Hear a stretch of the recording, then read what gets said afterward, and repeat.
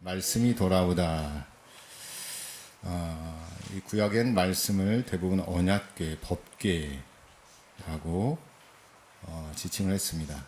사전적인 의미는 하나님의 임재를 상징하는 상자, 십계명의 두 돌비를 보관했던 점에서 언약궤라 불렸다라고 해서 이 언약궤, 신약에서는 통칭해서 말씀이라고 이야기하기도 합니다. 오늘 세 가지 부류로 세 부분으로 나누어서 말씀이 돌아오는 경험을 우리 말씀을 통하여 저희가 함께 은혜를 나누려고 하는데, 첫째는 잃어버린 말씀이 돌아오다라는 겁니다.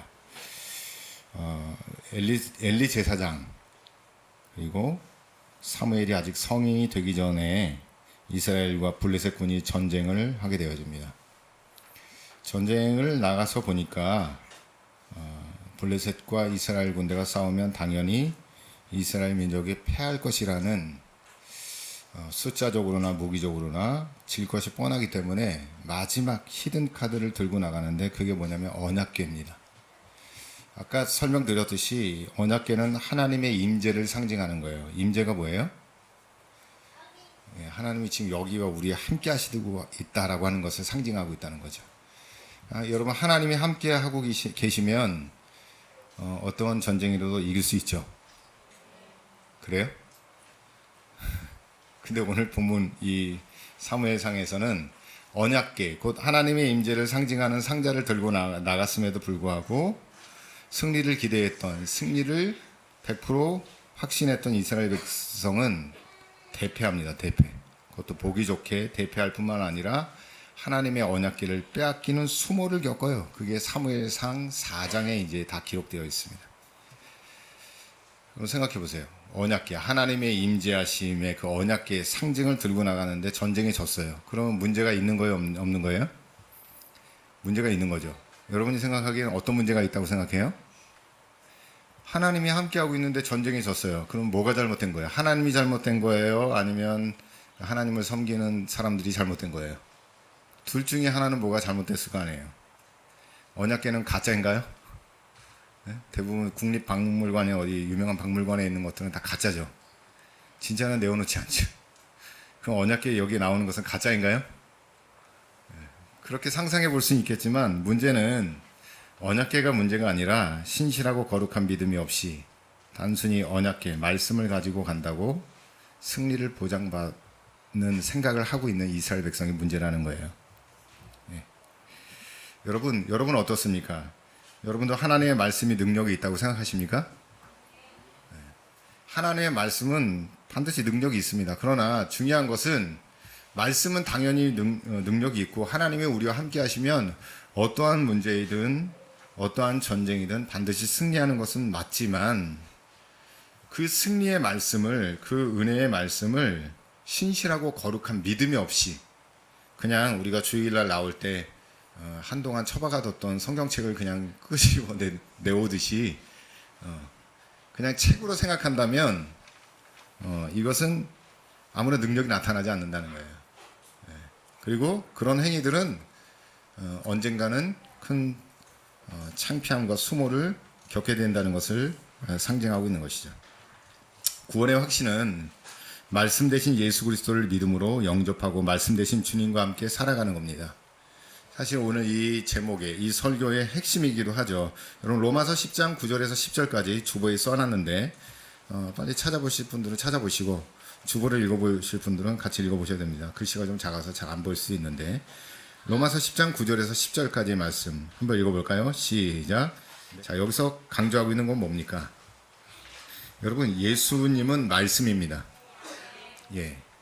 요한복음 1장에서 예수님이 말씀이 육신이 되어 우리 가운데 거하시매 라고 하는 그 말씀을 우리는 기억하고 있고, 여기 그 예수라는 이 말 옆에다가 말씀이라는 로고스라는 단어를 대입해 보면, 내가 만일 내 입으로 말씀을 주로 시인하며, 말씀 대신 예수 그리스도를 주님으로, 나의 주인으로 시인을 하고, 또 하나님께서 그를 죽은 자 가운데서 살리신 것을 내 마음에 믿으면 구원을 받는다는 겁니다. 그러니까 사람이 마음으로 믿어 의에 이르고 입으로 시인하여 구원에 이릅니다. 여러분, 바깥에서 일어난 거예요? 안에서 일어난 거예요? 예? 이거 다 안에서 일어난 겁니다. 예? 다 안에서 일어난 거라고요. 근데 이것이 확신이 없이 성경책만 들고 다니면 구원을 받는 게 아닙니다. 조금 더 확장해서 얘기하자면 성경책만 들고 다닌다고 능력이 나타나거나 승리의 삶을 살아가는 것은 아닙니다. 자, 이게 왜 문제가 되냐? 신약시대 예수님을 따랐던 많은 사람들이 예수님을 따르는 목적이 딱 두 가지가 있었어요. 우리는 예수님을 따라다니면 기적을 경험할 수 있다는 것을 기대하기 때문에 그래요. 기적, 그렇죠? 예수님이 너희들이 나를 따르는 까닭은 표적을 보고 구하기 때문에, 또 하나는 뭐냐면 먹을 것 때문에. 예수님 따라다니면 하늘에서 오병이의 기적을, 그리고 그 물고기를 한 마리도 잡지 못했던 베드로에게 깊은 데로 가서 던지라니까 찢어지도록 그물을 많이 잡고, 그런 일을 경험하다 보니까 야, 예수님 따라다니면 굶어 죽진 않겠구나. 야, 예수님 따라다니면 내가 그토록 기대하던 기적이 일어나게, 기적을 보겠구나. 뭐 이런 기대감을 갖고 있는 거죠. 마음에 뭐가 없이? 예수님을 주로 시인하는 마음이 없이 그렇게 살아갔다는 거죠. 여기 사무엘상 4장에 나오는 이스라엘 백성들의 삶이 그랬어요. 언약궤는 갖고 있는데, 예수님은 있는데 예수님을 믿지는 않고 그냥 이것만 들고 나가면, 예수님을 따라다니면 승리가 보장될 거라는 막연한 기대감 가운데 살아간다는 거예요. 자, 우리 시대의 신앙은 어떨까요? 우리 시대의 신앙도 뭐 그때와는 다르지 않을 거라 봅니다. 기적을 보여주면 당신을 믿겠습니다. 나에게 표적을 보여주면, 세상의 기이한 일들을 보여주면 내가 당신을 주로 인정하겠습니다. 아마 우리가 이런 신앙생활을 하고 있다면 본문의 말씀, 언약궤를 빼앗기는 것 같은 삶을 살아가는 것과 똑같습니다. 여러분, 로마서 10장 9절에서 10절에서 말한 것처럼 마음으로 예수님을 믿어야 합니다. 말씀 대신 예수 그리스도를 믿어야 하고 그것을 입으로 시인하는 삶을 살아야 돼요. 여러분, 입으로 시인한다는 게 뭘까요?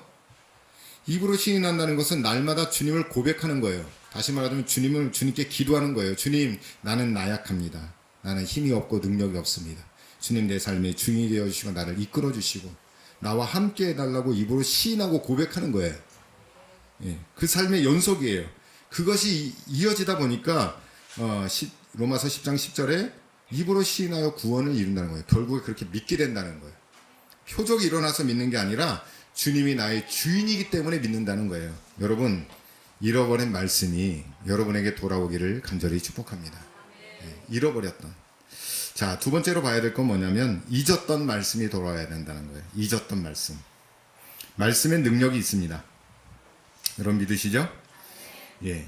예수님은 말씀으로 모든 걸 하셨어요. 우리 하나님 아버지도 말씀으로 세상을 창조하셨듯이 우리 예수님도 말씀 자체이신 그분이 육신이 되어 오셨을 뿐만 아니라 그분도 이상의 말씀으로 세상을 변화시키셨죠. 자, 이스라엘 백성들에게 떠난 언약궤 말씀은 블레셋 땅에서, 적군의 땅에서 능력을 행사하기 시작했는데 그 땅과 사람들과 신들을 치기 시작했다는 거예요. 그게 사무엘상 5장에 나오는 이야기예요. 블레셋 사람들은 이스라엘 백성들의 섬기는 신은 그 언약궤를 가져왔으니 이제 이스라엘 백성들은 다 죽었어. 너희는 다 죽었어. 너희의 신을 우리가 포로로 잡혀왔으니, 노획물로 잡혀왔으니 너희는 이제 끝장이다 라는 생각을 갖고 왔는데 웬걸요? 하나님은 어떤 사람의 주권에 휘둘리시는 분이 절대로 아닙니다. 아무리 강한 블레셋군이 하나님의 언약궤를 가져간다 할지라도 하나님을 어떻게 할 수는 없단 말입니다. 그래서 하나님이 거기서 하시는 건 뭐냐면 뭐 다곤 신전이나 몰렉 신전에 그걸 옮겨다 이렇게 갖다 놨더니 신상들이 다 꼬꾸라지는 역사가 일어났습니다. 그리고 그 땅에 막 독종들이 일어나서 사람들이 죽어나기 시작합니다. 그 원인을 찾으려고 블레셋 땅에 있는 모든 무당들과 점쟁이들을 불러다가 원인을 분석해 봤더니 원인은 어디에 있었어요? 살아계신 하나님 언약궤 때문에 라고 하는 것을 발견해내는 거예요. 그러면 해결책이 무엇이냐? 그렇게 물어보니까 다시 이것을 돌려보내야 되는데 그냥 돌려보내면 안 되고 하나님을 위로해야 된다는 거예요. 그래서 거기 소를 잡고 막 절을 하고 그들이 할 수 있는 최선의 방법으로 하나님께 예를 갖추고 나서야 그 언약궤를 수레에 실어서 이스라엘 땅에 보냅니다. 그런데 문제는 이스라엘 땅 초입구에 있는 아비나답의 집에 들어오면서 이스라엘 백성들이 하나님의 언약궤가 들어오는 것에 대해서 참 감사하게도 생각했지만, 야, 잃어버린 언약궤가 돌아왔다. 그런데 함부로 하나님의 언약궤를 들여다봤다가 거기 성경에 보니까 엄청난 사람들이 죽어요. 함부로 하나님의 언약궤를 열어봤다가 소가 뛰노는 것을 붙잡다가 꽤 많은 사람들이 죽게 되어집니다. 겁에 질린 이스라엘 백성들이, 야, 이것은 이스라엘 땅에 다시 들어오려면 더 많은 사람들이 죽겠구나. 그래서 아비나답의 집에 언약궤를 두고 거기서 지키게 합니다. 근 20년 동안, 그리고 이 사무엘하 오늘 우리가 6장에 읽었던 다윗이 그 언약궤를 다시 다윗성으로, 예루살렘 성으로 들여올 때까지의 기간이 근 70년 되어집니다. 70년 동안 이스라엘 백성들은 하나님의 말씀의 능력을 잊어버리고 살아요. 언약궤가 아비나답의 집에 있다가 그들이 결정적으로 실수를 한 것은 무엇이냐면 선지자 사무엘에게 왕을 요구해요. 우리도 왕을 달라. 그래서 세운 왕이 사울왕이에요. 이것은 무엇을 상징하냐면 말씀을 잊어버리고 하나님이 그들을 통치하고 다스리는 것에 대한 것을 잊어버리고 이제 다른 나라처럼 육신의 왕인 왕을 요구하고 왕을 세워 왕의 말을 따르게 되었다는 겁니다. 여러분, 세상의 왕들의 말도 중요하지만 더 중요한 말은 하나님의 말씀입니다. 하나님의 말씀을 잊지 않기를 간절히 축복합니다. 여러분, 하나님의 말씀의 능력을 잊고 계시다면 그 말씀의 능력이 여러분에게 다시 돌아와야 됩니다. 여러분, 말씀을 잊고 살아가면 평안할 것 같죠? 아무 문제 없고 자유로울 것 같죠? 그렇지 않습니다. 말씀대로 안 살아가면 편하고 좋고 내 마음대로 살아갈 수 있는 것 같지만 여러분, 반드시 하나님은 그때를 찾을 때가 와요. 언젠가는 하나님 앞에 반드시 서야 될 날이 와요. 하나님 앞에 섰을 때 우리에게 뭘 물어보고 뭘 요구하실까요? 넌 세상에 살다 뭐 하다 왔니? 하나님 몰라서 물어보는 게 아니죠. 여러분, 살아있고 힘이 있고 능력이 있고 조금 더 아름다울 때 말씀을 기억해내고 말씀대로 살아가시기를 간절히 축복합니다. 왜냐하면 말씀의 능력이 있어요. 우리의 겉사람은 후패하기 마련이에요. 늙게 마련이에요. 병들게 마련이에요. 그러나 우리의 속사람은 성령으로 말씀으로 채워질 때에 그 안에서 나오는 기쁨과 감사와 즐거움은 겉사람이 주는 즐거움과는 다른 능력의 삶을 살아가게 된다는 것이죠. 여러분, 말씀의 능력을 기억해내고 잊었던 말씀의 능력을 다시 경험하시기를 간절히 축복합니다. 마지막 우리가 봐야 될 말씀은 뭐냐면 살아있는 말씀이 온다는 거예요. 다윗은 왕이 되어서 간절한 소원이 두 가지나 있었어요. 첫째는 하나님의 언약궤를 자기 성으로 가져오는 거예요. 둘째는 뭐냐면 하나님의 성전을 건축하는 것이 다윗의 소원이었어요. 다윗의 소원은 두 가지가 있었는데 하나는 그 잊어버리고 또 잊었던 하나님의 언약궤가 다윗성으로 다시 들어오고 하나님의 성막에 다시 들어가는 것이 그의 유일한 소원이었어요. 말씀의 능력을 알기 때문에, 자신이 그 말씀의 능력 때문에 살고 왕이 됐다는 것을 알기 때문에 그 말씀이 하나님의 성전에 들어오는 것이 첫째 소원이었고, 둘째는 뭐냐면 그 말씀이 들어온 후에는 성전을 건축한, 그 말씀을 담을 수 있는 성전을 건축하는 것이 다윗의 소원이었습니다. 어찌 보면 말씀과 성전은 같은 의미를 담고 있다고 해도 과언이 아닙니다. 말씀이 곧 성전이에요. 그렇죠? 그 말씀이 있는 곳은 성전인데, 여러분, 교회 건물을 아무리 잘 둬놓고 살아있는 말씀이 없으면 그건 교회가 아니라고 해도 같은 말입니다. 반대로 아무리 초라한 교회도 거기에 살아계신 하나님의 말씀이 있다면 거기는 하나님의 성전입니다. 다윗은 이것을 기억하고 있고, 이것이 우리가 마지막으로 함께 해봐야 될 말씀인데, 요한계시록 3장 20절에 나오는 말씀이에요. 살아있는 말씀. 예수님이 뭐라고 얘기하면, 여러분, 주보 제목 위에도 써있고 성경에도 기록되어 있습니다. 살아있는 말씀이 우리에게 옵니다. 다시 말하면 예수님이 우리의 마음의 문을 두드리고 계시는 거예요. 오늘 이 말씀이 또 오늘 우리가 부르는 찬양과 기도 가운데 주님은 우리의 마음을, 심령을 분명히 두드리십니다. 근데 문고리는 안에 있어요. 우리가 잡고 있어요. 우리가 열면 주님이 들어오시고 그게 영접이에요. 내 주체적인 행위가 들어가는 거예요. 그냥 주님이 쳐들어오면 그건 강도죠. 내가 열어주는 거예요. 주님 어서 오세요. 주님은 나의 주님이십니다. 네, 열어주는 겁니다. 그럼 주님이 우리에게 들어오면 하는 일이 있어요. 주님은 우리가 뭐 한다고요? 더불어 먹는다는 거예요. 여러분, 말씀과 성전은 같은 거라고 그랬죠. 주님이 우리에게 들어오시면 우리는 거룩한 성전이 되는 거예요. 고린도전서에서 말하는 것처럼 너희 몸이 거룩한 성전인 것과 라고 하는 것이 바로 이겁니다. 우리가 주님을 주로 수인할 때 주님이 우리에게 들어오셔서 우리와 더불어 먹고 살아가는 것. 다시 말하자면 동고동락이에요. 주님과 함께 살아가는 것. 다윗이 진정으로 꿈꿨던 것은 뭐냐면 그냥 언약궤를 들여오고 성전을 짓고 하는 것이 아니라 그것을 통해서 주님과 함께하는 삶을 살아가고 싶었던 것이 다윗의 유일한 소망이에요.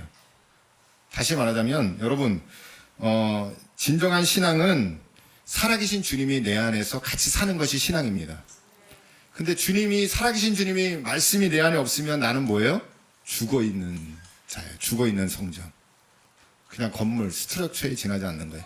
근데 주님이 내게 들어오면 뭐예요? 네, 살아있는 성전이 되는 거예요. 여러분, 우리 신앙에는 살아계신 예수님이 들어오지 않으면, 그분이 역사하지 않으면, 그의 말씀에 감화되어 살지 아니하면 우리는 뭐예요? 그냥 껍데기에 지나지 않는 거예요. 그냥 인형이에요. 인형, 마네킹. 신앙생활은 마네킹처럼 살아가고 로봇처럼 어떤 존재가 우리를 조종하는 신앙생활을 하는 것이 신앙생활이 아닙니다. 인격적인 관계로 더불어 먹고 살아가는 거예요. 한 주간 여러분 가슴속에 두드리시는 주님, 말씀이 분명히 올 거예요. 그분은 오세요. 찾아오신다고요. 실패한 베드로에게도 찾아오셨듯이 주님은 이 시간에도 우리에게 찾아오시는 거예요. 말씀이 돌아오거든요. 그럴 때 여러분, 부끄러워 마시고 떨지 마시고, 주님 우리를 정죄하거나 지옥불에 던져버리려고, 우리를 죄인 취급하려고 우리에게 돌아오시는 것이 아니라 우리를 회복시켜 주시고 하나님의 영화로운 복을 누리게 하여 주시고 하나님과 함께 하시는 그 복을 우리에게 주려고 오시는 거예요. 그걸 회복해야 됩니다. 여러분, 이 말씀을 통하여 오늘 우리가 찬양하며 기도하며 나아갈 텐데, 여러분 안에서 주님의 말씀을 기억해내고 주님 말씀대로 살아가려고 몸부림치는 삶을 살아가시기를 간절히 축복합니다. 저 바다보다도 더 넓고 저 산과 하늘보다 더 높은 주의 은혜가 이곳에 가득해. 살아계신 주 나의 하나님, 언제나 넘치는 주의 사랑으로 내 안에 가득히 넘쳐 흐르네. 내게 강 같은 평화, 내게 강 같은 평화, 내게 강 같은 평화가 넘치네. 내게 강 같은 평화, 내게 강 같은 평화, 내게 강 같은 평화가 넘치네.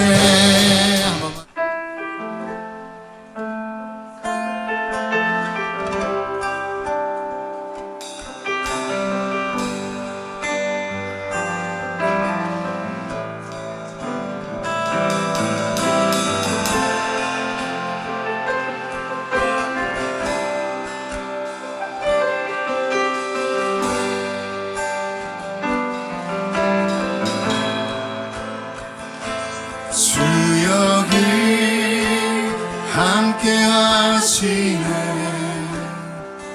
나 경배해.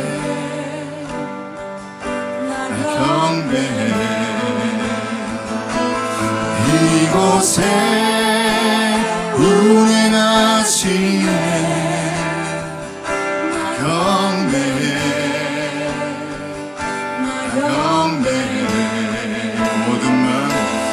모든 마음 위로하시네. 나 경배해.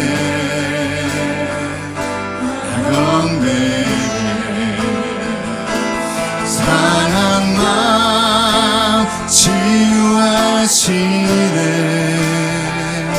나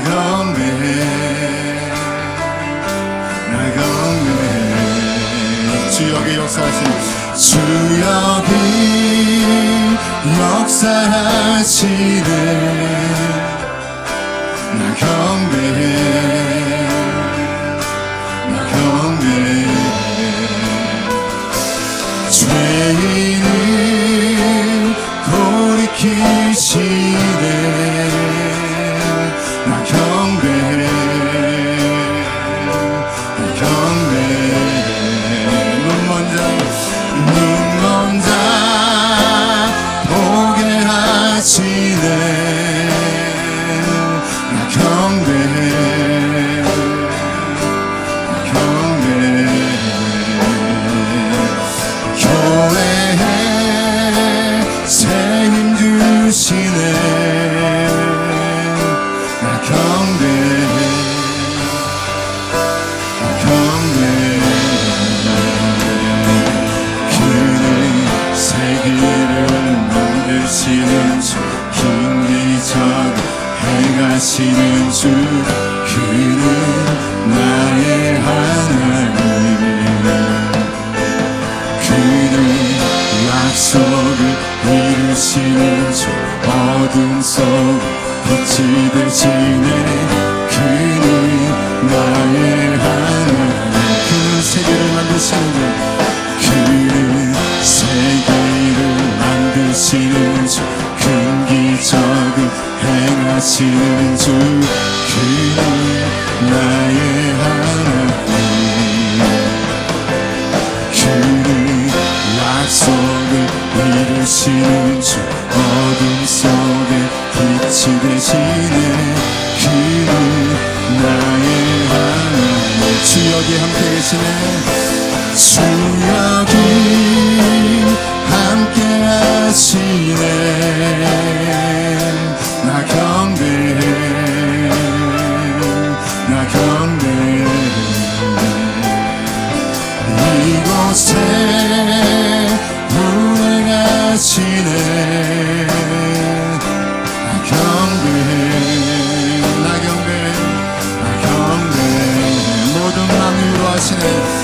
모든 맘 위로하시네. 나 경배해, 나 경배해. 상한 맘 치유하시네. 나 경배해, 나 경배해. 그는 세계를 만드시는 주, 기적을 행하시는 주, 그는 나의 하나님.